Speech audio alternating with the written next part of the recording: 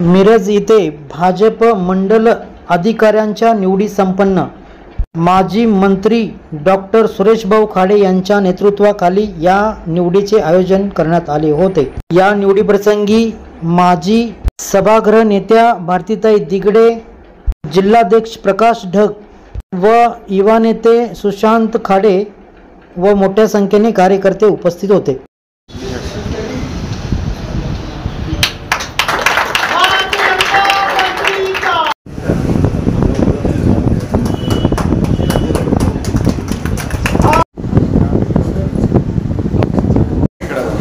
भारतीय जनता पार्टीचा आमच्या चॅनलला लाईक आणि सबस्क्राइब करायला विसरू नका।